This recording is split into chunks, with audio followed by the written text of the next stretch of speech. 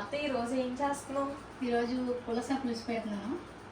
ఈజీగా చెప్తావా అయితే ఎలా ఈజీగా చేసుకోవాలో? మన ఇంట్లో ఎలా తయారు చేసుకుంటామో అలాగే సింపుల్గా. సరే అయితే ప్రాసెస్లోకి వెళ్ళొచ్చా? సరే ఓకే. ఫస్ట్ ఆయిల్ వేసుకోవాలి, పెనం పెట్టి ఆయిల్ వేసుకోవాలి. ఆయిల్ కొంచెం ఎక్కువ పడుతుంది. ఎందుకు? ఏంటంటే నీచుకోరు కదా, స్మెల్ రాదు, బాగుంటుంది.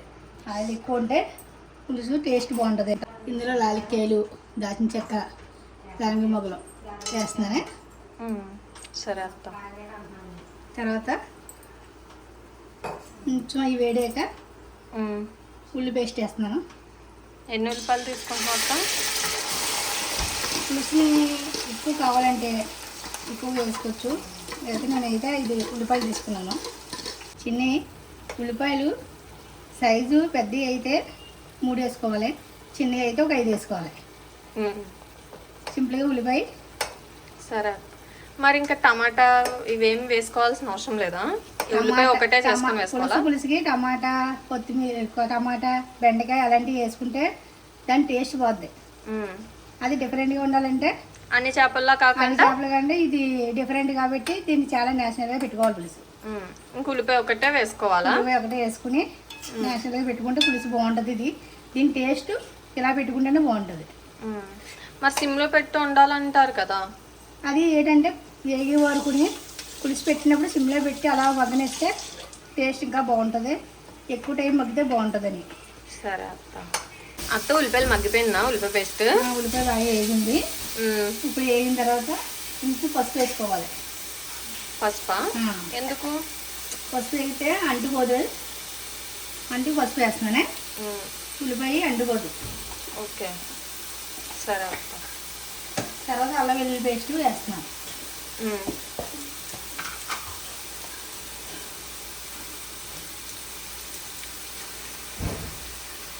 2 స్పూన్స్ అత్త అల్లం వెల్లుల్లి పేస్ట్ వేస్తున్నాను. 2 స్పూన్లు వేసాను.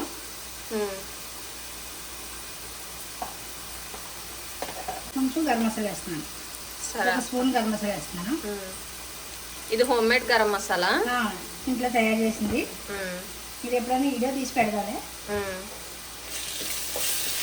కారం వేస్తాను వేగిపోయి బాగానే. ఇప్పుడు కారం వేస్తాం. సరే. మసాలా స్మెల్ రాకుండా వేపేసాము. ఇప్పుడు కారం తగినంత వేసుకోవాలి. సరే. నేనైతే 4 స్పూన్లు వేసాను. ఎందుకు 4 స్పూన్లు వేసావు? నాకు కారం అలా సరిపోద్దని కారం 4 స్పూన్లు వేసుకున్నానంటే కారం ఘాటు ఎక్కువ ఉండాలి. చేపల కూర, నీసు కూరకి మసాలాలు కారాలు ఎక్కువ ఉంటే నీసే స్మెల్ రాదు. సరే అత్త. ఆయిల్ ఎక్కువ, కారం అన్నీ దగ్గరగా ఎక్కువ వేసుకుంటేనే స్మెల్ రాదు. చేప స్మెల్ ఎక్కువ వస్తుందనా? క్వాంటిటీ తక్కువ ఉన్నాయనుకో నీసి స్మెల్ వచ్చేది. ఇది కొంచెం వేగాక చేపలు వేస్తున్నాను. సరే అత్త.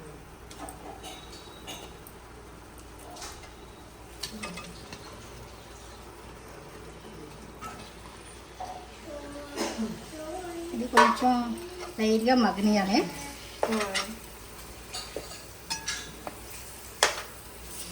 కొంచెం మూత పెడితే ఇది మగ్గుతుంది. చిన్ని మగ్గిందని చూస్తున్నాను. దగ్గర మగ్గిపోయింది. సరే. ఇప్పుడు చింతపండు పులుసు వేస్తున్నాను.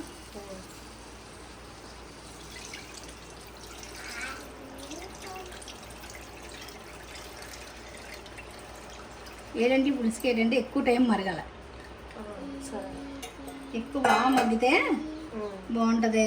ఎక్కువ టైం స్లోగా సిమ్లో పెట్టి స్లోగా మరగాలి. అప్పుడు పులస టేస్ట్ వస్తుంది. ఇది మరిగేటప్పుడు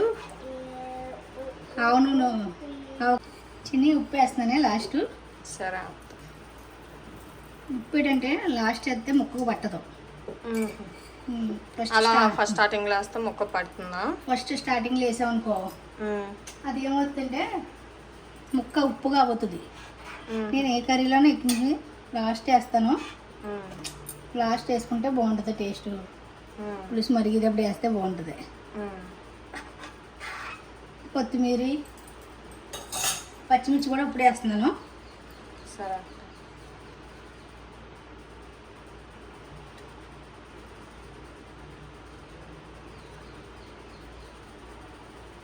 కొత్తిమీర వేస్తున్నాను లైట్గా. ఇప్పుడు ఇది సిమ్లో పెట్టేసేసి మూత పెడుతున్నాను. సరే.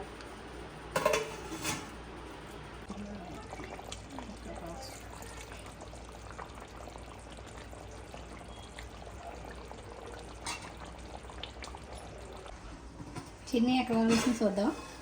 సరే అత్త. చూడు దగ్గర పడిందా ఈసారి. ఇప్పుడు గంట పట్టిందా, గంటకి ఇలా ఉడికిందే. ఇప్పుడు కొంచెం ఆవకాయ నూనె వేసుకోవాలి. సరే. ఇప్పుడు కొత్తిమీర వేసుకుని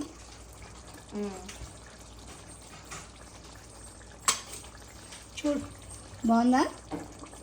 బాగుంది. స్మెల్ ఎలా అవుతుంది? బాగా వస్తుంది. ఇప్పుడు పులుసు బాగుంటుంది. పులుసు ఎప్పుడు కూడా స్లోగా ఉడకాలి. టైం ఎక్కువ పడితే చూడు మన గంట దాటిందా. స్లిమ్లో ఎప్పుడు కూడా తక్కువ టైంలో ఉడికితేనే టేస్ట్ బాగుంటుంది. సరే.